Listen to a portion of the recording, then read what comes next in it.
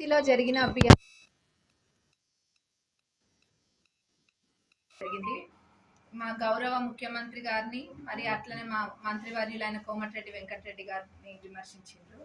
మరి వాళ్ళు నిన్న మీటింగ్ ఓదార్చడం కోసం పెట్టుకున్నారు. మరి అంత మట్టుకు ఆపుంటే బాగుండేది. మా పార్టీపై బురద జల్లే ప్రయత్నాలు చేసిండ్రు. మా ప్రభుత్వం ఏర్పడి నిండా 2 నెలలు కూడా కాలేదు, అప్పుడే మా పార్టీ పైన బురద జల్లుతున్నారు. మరి గత 10 సంవత్సరాలు ఏం చేసిండ్రు ఆ పార్టీ వాళ్ళు అన్నది మేము కూడా ప్రశ్నిస్తాము తప్పకుండా. ఇది ప్రజలందరూ కూడా ఎవ్వరు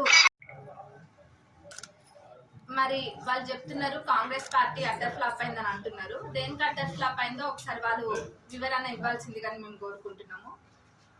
మా ప్రభుత్వము ఏర్పడి ఎన్ని రోజులైంది, ఏర్పడ్డ కొన్ని రోజులలో ఎన్ని పనులు చేసింది అన్నది గమనించాలి. మరి అట్లనే కరెంటు వస్తలేదని కూడా తప్పుడు ప్రచారం, అప్పుడు ఎన్నికల ముందు అదే ప్రచారం, ఎన్నికలు అయినాక కూడా మరి ఇంకా వాళ్ళు అదే భావనలో ఉన్నట్టుండ్రు. వాళ్ళు ఇచ్చిన దానికన్నా కూడా మా ప్రభుత్వం ఎక్కువ కరెంటే ఇస్తుంది. తప్పుడు ప్రచారాలు వాళ్ళు ఇక్కడన్నా మానుకోవాలి. మా ప్రభుత్వము ఇప్పుడు ఇంకా నిజంగా మాట్లాడాలంటే వాళ్ళ ఎమ్మెల్యేలే మా దగ్గరకు వచ్చేటట్టున్నారు. మా ప్రభుత్వం కుప్పగూలడం కాదు, వాళ్ళ కేర్ ఆఫ్ అడ్రస్ లేకుండా పోకుండా వాళ్ళని చూసుకోమనండి ఫస్ట్. ఇట్లాంటి పనులు ఆపి ఇంకేమైనా ప్రజలకు ఏమైనా సేవలు చేసే పనులు ఉంటే అవి చేసుకోండి, మమ్మల్ని మా పని చేసుకొని అన్నది ప్రజలందరూ చూసిండ్రు.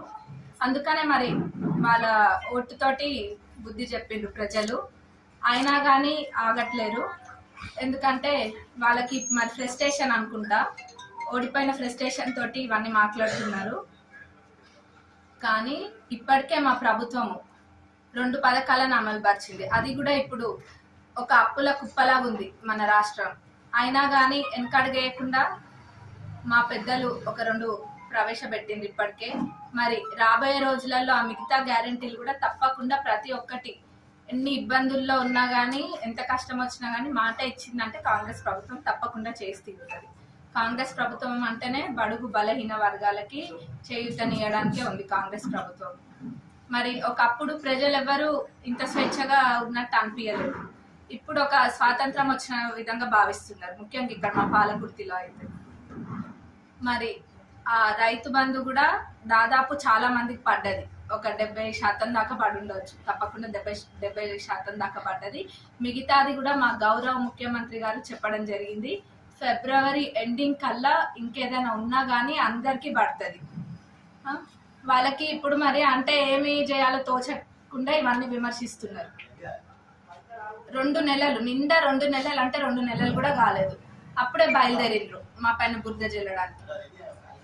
తప్పకుండా ప్రజలు మళ్ళీ బుద్ధి చెప్తారు, రాబోయే ఎన్నికలలో ప్రజలు చూపిస్తారు. ఇప్పుడు ఏంటంటే వాళ్ళు అంతే, రాబోయే ఎన్నికలలో మళ్ళీ ప్రజలని మభ్యపెట్టి మళ్ళీ అటువైపు లాగే ప్రయత్నాలలో ఉన్నది తప్ప ఇంకేదో మంచి చేయాలన్న ఉద్దేశంతో కాదు.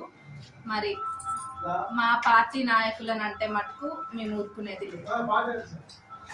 మరి వాళ్ళు చెప్తున్నారు కాంగ్రెస్ పార్టీ అడ్డర్ ఫ్లాప్ అయిందని అంటున్నారు. దేనికి అడ్డర్ ఫ్లాప్ అయిందో ఒకసారి వాళ్ళు వివరణ ఇవ్వాల్సిందిగా మేము కోరుకుంటున్నాము. మా ప్రభుత్వము ఏర్పడి ఎన్ని రోజులైంది, ఏర్పడ్డ కొన్ని రోజులలో ఎన్ని పనులు చేస్తుంది అన్నది గమనించాలి. మరి అట్లనే కరెంటు వస్తలేదని కూడా తప్పుడు ప్రచారం, అప్పుడు ఎన్నికల ముందు అదే ప్రచారం, ఎన్నికలు అయినాక కూడా మరి ఇంకా వాళ్ళు అదే భావనలో ఉన్నట్టుండ్రు. వాళ్ళు ఇచ్చిన దానికన్నా కూడా మా ప్రభుత్వం ఎక్కువ కరెంటే ఇస్తుంది. తప్పుడు ప్రచారాలు వాళ్ళు ఇక్కడన్నా మానుకోవాలి. మా ప్రభుత్వము ఇప్పుడు ఇంకా నిజంగా మాట్లాడాలంటే వాళ్ళ ఎమ్మెల్యేలే మా దగ్గరకు వచ్చేటట్టున్నారు. మా ప్రభుత్వం కుప్పగూలడం కాదు, వాళ్ళ కేర్ ఆఫ్ అడ్రస్ లేకుండా పోకుండా వాళ్ళని చూసుకోమనండి ఫస్ట్. ఇట్లాంటి పనులు ఆపి ఇంకేమైనా ప్రజలకు ఏమైనా సేవలు చేసే పనులు ఉంటే అవి చేసుకోండి, మమ్మల్ని